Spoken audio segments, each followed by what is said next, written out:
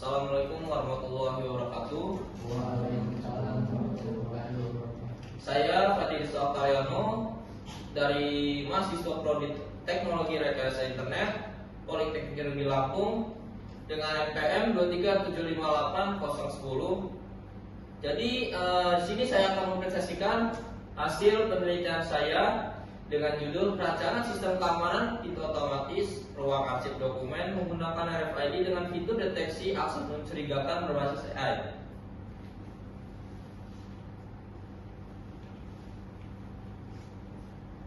Di sini ada latar belakang dengan urgensi keamanan ruang arsip. Jadi keamanan ruang arsip yang memegang krusial karena menyimpan dokumen-dokumen penting dan rahasia yang rentan terhadap akses tidak sah dan potensi kehilangan. Jadi sistem keamanan konvensional seperti kunci manual kemudian seringkali mudah disalahgunakan, rentan terhadap human error.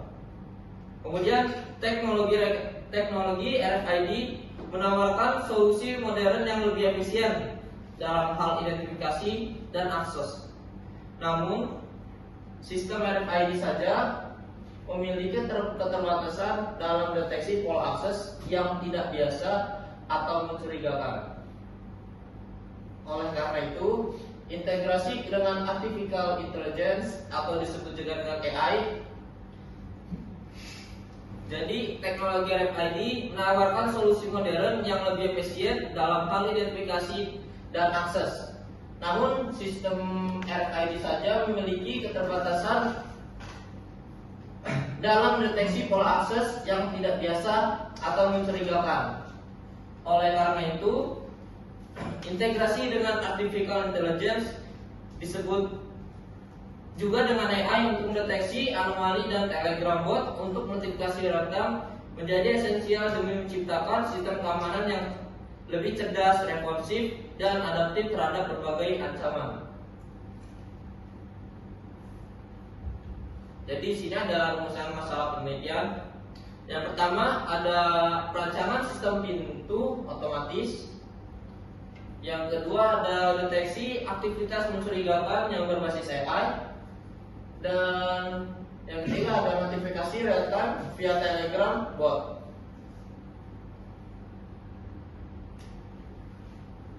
Nah, di sini ada tujuan penelitian saya. Nama saya itu merancang dengan tujuan sistem pintu otomatis RFID untuk membangun prototipe sistem keamanan pintu otomatis berbasis RFID yang fungsional dan aman. Dan yang kedua, mengintegrasikan notifikasi telegram bot dan mengembangkan modul notifikasi real time melalui telegram bot untuk peringatan yang cepat. Yang ketiga, menerapkan anomaly detection berbasis AI dan mengimplementasikan algoritma untuk deteksi pola akses normal dan mengidentifikasi anomali. Dan yang keempat, menghubungkan komponen hardware dan software untuk menyinkronkan seluruh komponen perangkat keras dan perangkat lunak menjadi satu kesatuan sistem yang utuh. Yang kelima, mengevaluasi performa sistem dan melakukan ujian evaluasi terhadap akurasi deteksi, efektivitas notifikasi, dan respon terhadap sistem dengan secara menyeluruh. Oke, sini ada perangkat pemikiran sistem. Sini ada keamanan konvensional ya, yang terdiri dari keamanan, rentan, dan kunci terbatas.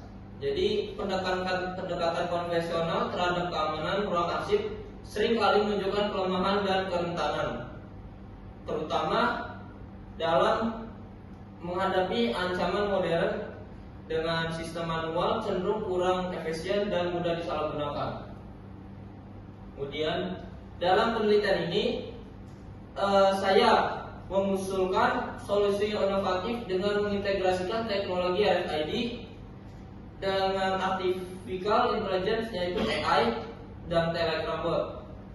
Jadi sistem ini dirancang untuk secara otomatis mempelajari pola akses normal, yaitu meliputi waktu akses, frekuensi, dan identifikasi pengguna. Jika terdeteksi penyimpangan dari pola tersebut, dari pola ini, sistem akan segera mengirimkan notifikasi real-time melalui Telegram Bot kepada admin atau petugas yang sedang ditugaskan. Jadi memungkinkan respon cepat terhadap potensi ancaman jahat.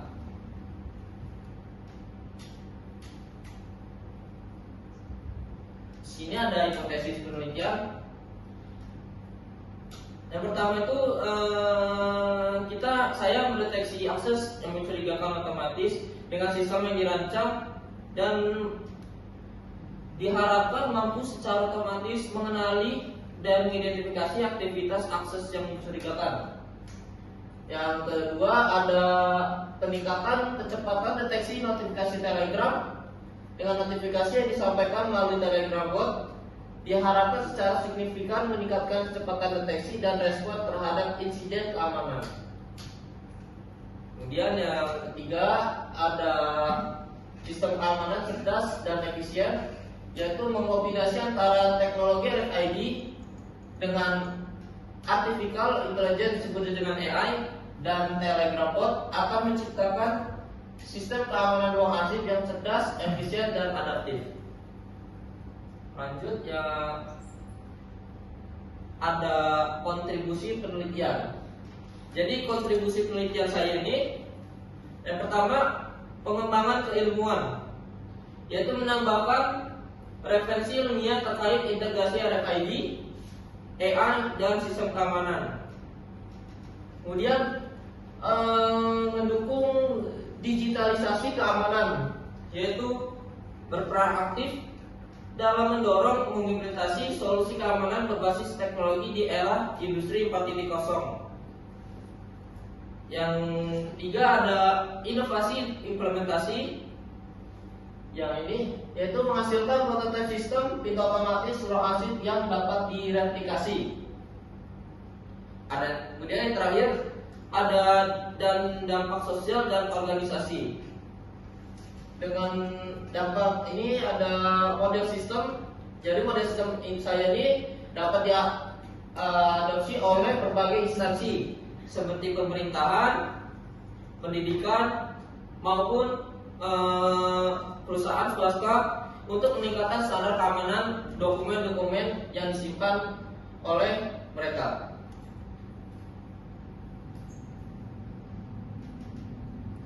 Kemudian ada tinjauan pustaka dengan teknologi pendukung yang saya akan sampaikan. Sini saya menggunakan RFID, yaitu Radio Frequency Identification, dengan teknologi identifikasi tanpa kontak fisik menggunakan gelombang radio. Kemudian RFID ini menawarkan kecepatan pengguna dan keamanan tinggi dalam verifikasi akses. Dan RFID ini terdiri dari tag seperti kartu, reader, pembaca, dan microcontroller. Kemudian alat yang kedua saya gunakan yaitu Telegram berbentuk aplikasi. Jadi Telegram ini memanfaatkan fitur notifikasi real time yang dapat diakses melalui aplikasi Telegram. Dan yang kedua mendukung komunikasi dua arah antar sistem dan admin, dan memungkinkan pengawasan jarak jauh dan respon cepat kapan saja. Jadi bisa digunakan dari jarak jauh bisa, dari jarak dekat juga bisa. Kemudian ada AI, yaitu AI Anomaly Detection. Dengan metode AI ini mempelajari pola data normal dan perilaku akses. Dan AI ini juga mampu mendeteksi penyimpangan signifikan dari pola normal dan pola hingga tidak normal, dan memberikan peringatan otomatis saat aktivitas mencurigakan seperti ada yang membobol atau ada yang merusak, untuk mengambil dokumen-dokumen atau barang berharga lainnya. Nah, di sini ada metodologi penelitian saya, yaitu dengan rekayasa sistem dengan model prototyping. Dengan tahapan yang pertama, identifikasi masalah. Ada identifikasi masalah.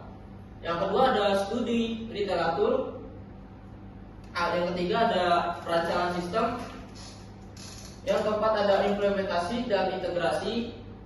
Yang kelima menguji coba, dan yang keenam evaluasi hasil.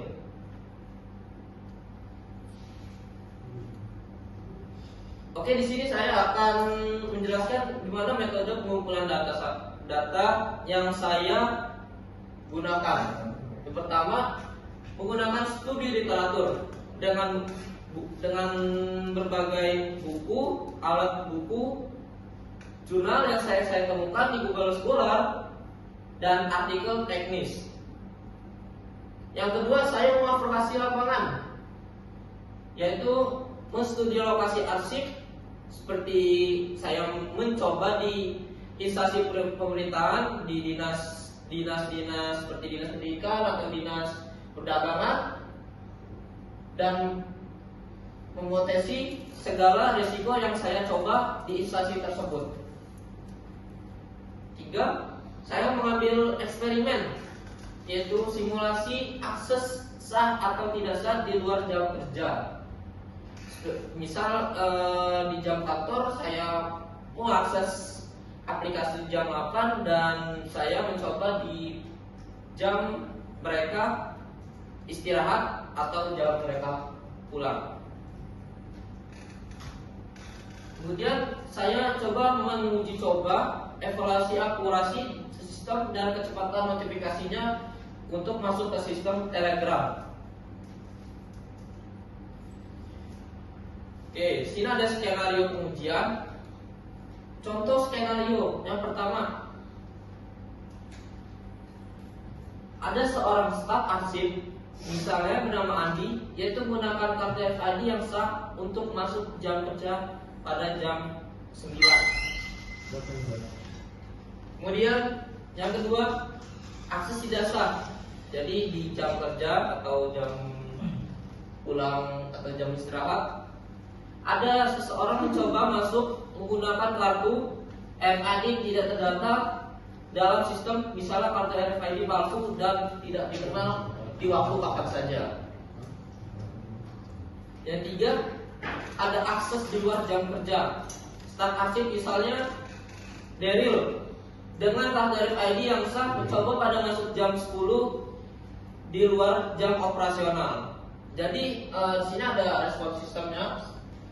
Pertama, dengan deteksi pola, sistem AI secara otomatis mempelajari dan memverifikasi pola akses yang sah berdasarkan waktu, frekuensi, dan identifikasi pengguna.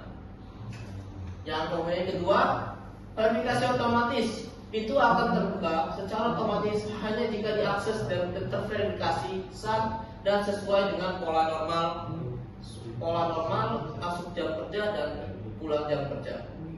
Kemudian notifikasi anomali. Nah, notifikasi anomali ini jika terdeteksi penyimpangan, jika akses yang tidak sah atau di luar jam kerja, AI akan langsung identifikasi anomali tersebut menggunakan sistem dan akan segera mengirimkan notifikasi mereka kepada admin atau pengguna melalui Telegram bot dengan tugas terkait. Oke. Yang terakhir, ada pencatatan log. Jadi seluruh aktivitas akses yang berhasil atau maupun tidak akan dicatat secara detail untuk keperluan audit dan analisis lebih lanjut. Oke, sini bagian penutup. Jadi penelitian ini berhasil menunjukkan bahwa integrasi komprehensif antara teknologi RFID untuk verifikasi akses dengan artificial intelligence AI untuk deteksi anomali akses mencurigakan dan telegram bot untuk notifikasi real time maupun membentuk sebuah sistem keamanan arsip yang cerdas, adaptif, dan responsif. Kemudian solusi inovatif ini tidak hanya mendukung upaya digitalisasi keamanan di era industri 4.0 atau era sekarang, tetapi juga dapat menjadi model pengamanan modern yang adaptif dan dapat direplikasi untuk berbagai instansi baik pemerintah, pendidikan maupun swasta dalam menjaga integrasi dan kerahasiaan dokumen penting. Oke, sekian dari penyampaian saya. Jika untuk penguji dan pembimbing, silakan. Oke, saya penguji 1 ingin bertanya, bagaimana sistem ini menangani skenario ketika RFID hilang atau dicuri? Apakah ada fitur pemblokiran atau login aktivitas yang bisa digunakan untuk mitigasi risiko tersebut? Oke, baik Pak, dari pertanyaannya saya akan jawab. Jadi dalam sistem saya ini, setiap RFID memiliki ID yang unik dan yang terdaftar di database. Jika terjadi kehilangan, kartu tersebut akan dinonaktifkan dari database agar tidak bisa digunakan lagi. Selain itu, sistem juga mencatat log aktivitas tiap terjadi percobaan akses, baik berhasil maupun gagal, sehingga admin bisa mengetahui siapa saja yang mengakses, jam berapa, dan di mana, apakah ID-nya itu valid atau tidak. Sekian Pak jawaban dari saya.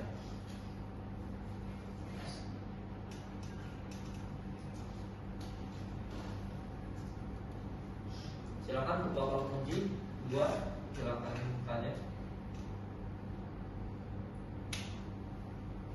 Jadi, apakah sistem ini yang sudah kamu presentasikan tadi itu bisa dilakukan self learning jika ada perubahan pola pengguna seiring waktu?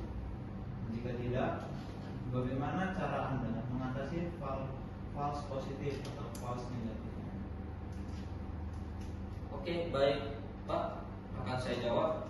Jadi untuk saat ini sistem belum menggunakan self learning karena masih menggunakan rule based logic. Kemudian sistem saya ini bisa dikalibrasi ulang jika ada perubahan pola, dan admin juga bisa menyesuaikan threshold berdasarkan data log. Jadi untuk mengurangi false positif, saya menambahkan delay dan konfirmasi manual jika notifikasi berulang dalam waktu yang singkat. Gitu Pak jawaban saya. Oke. Ada tambahan? Baik, saya sebagai pembimbing ada pertanyaan tambahan. Oke Pak. Saya ingin bertanya, jika sistem ini akan diterapkan di institusi sungguhan seperti Polinela, apa saja aspek keamanan yang perlu dikembangkan agar benar-benar siap digunakan? Oke, baik Pak, saya jawab. Baik. Jadi beberapa aspek yang perlu dikembangkan di institusi seperti Polinela. Yang pertama, penggunaan database server berbasis cloud agar tidak hanya lokal. Kemudian penambahan autentikasi biometrik sebagai lapisan kedua atau multifaktor. Yang ketiga, monitoring akses berbasis dashboard web untuk admin saja. Yang keempat, backup otomatis dan notifikasi ganda via email atau SMS untuk kondisi darurat. Baik, segitu jawaban dari saya Pak. Ada saran jika Jadi, apakah kampus seperti Polinela ini? Oke, baik, presentasi dari saya. Jika ada kekurangan, saya mohon maaf, dan saya berharap penelitian saya ini dapat diterapkan oleh instansi seperti perusahaan swasta dan pemerintahan. Oke, saya akhiri. Assalamualaikum warahmatullahi wabarakatuh. Waalaikumsalam.